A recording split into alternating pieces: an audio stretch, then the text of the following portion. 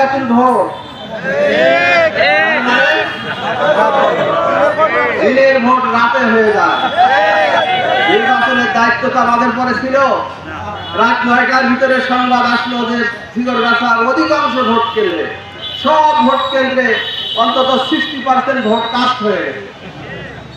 আর 2024 সালের ভোট ছিল আমি এবং ডামি নির্বাচন। প্রিয় ভাইরা, বিগত 4টে নির্বাচনে জনগণের মতামত কোনোভাবেই প্রতিফলিত হয় না।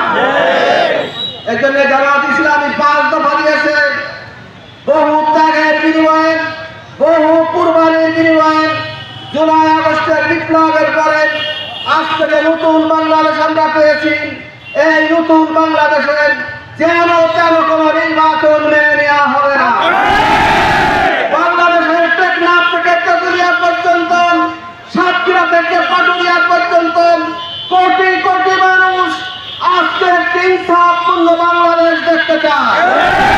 বাংলাদেশের কোটি কোটি মানুষ একটি মানবিক বাংলাদেশ দেখতে চায়। সংগ্রামী বন্ধুগণ, এজন্য যেন তেন নির্বাচন করে ফ্যাসিস্টের মতো আরেকটা ফ্যাসিস্টকে ক্ষমতায় আসার পক্ষপাতী দেশের মানুষ নয়।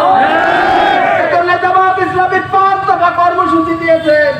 তার প্রথম দফা কর্মসূচি হচ্ছে জুলাই সনদের আইনি রূপ দিতে হবে।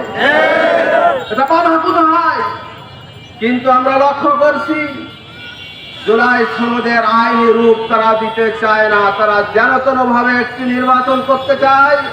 আর তারা বলে পরবর্তী পার্লামেন্ট নাকি এটা আইনি রূপ দিবে। কিভাবে বিশ্বাস করবে দেশের মানুষ? তারা এখন জুলাই সনদ আইনি রূপ দিতে চায় না, তারা পরবর্তীতে পার্লামেন্ট গঠন হওয়ার পরে এটা যে আইনি রূপ দিবে, কিভাবে দেশের মানুষ বিশ্বাস করবে? এটা বিশ্বাস করতে পারে না।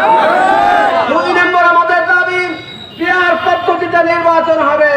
পিয়ার পদ্ধতিতে যদি নির্বাচন হয়, সংখ্যানুপাতিক যদি নির্বাচন হয়, তাহলে ছোট বড় সব দলের প্রতিনিধিত্ব সংসদে থাকবে।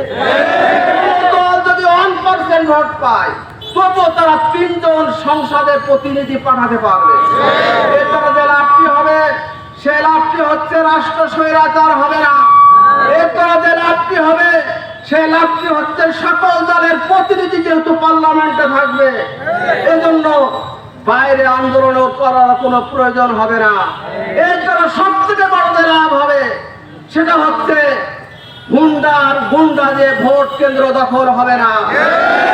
সব থেকে বড় লাভ হচ্ছে ব্যালট পেপার ছিনতাই হবে না, ভোট কেন্দ্র দখল হবে না।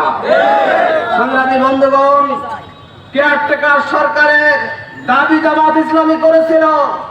এই দাবি একসময় মেনে নেয়নি দেশের মানুষ, কিন্তু আজকে বাংলাদেশের শতভাগ মানুষ কেয়ারটেকার সরকারের দাবি মেনে নিয়েছে। এটি অত্যন্ত জনপ্রিয় একটি নির্বাচনী ব্যবস্থায় পরিণত হয়েছে। বিশ্বাস করি খুব বেশি দিন যাবে না, মাত্র কয়েকদিনের প্রচারে 46% মানুষ পিয়ার পদ্ধতি চায়। খুব বেশি দিন যাবে না, 2-1 মাসের ভিতরে এই পিয়ার পদ্ধতি শতভাগ মানুষের কাছে একটি জনপ্রিয় নির্বাচন ব্যবস্থা হিসাবে প্রতিষ্ঠা লাভ করবে। বন্ধুগণ, এদেশের মানুষ ইনসাফের পক্ষে রায় দিতে চায়। এদেশের মানুষ একটি মানবিক বাংলাদেশ গঠনের পক্ষে রায় দিতে চায়। আপনাদের অতন্ত্র প্রহরীর ভূমিকা পালন করতে হবে। রাজি আছেন? আসসালামু আলাইকুম ওয়া রাহমাতুল্লাহ।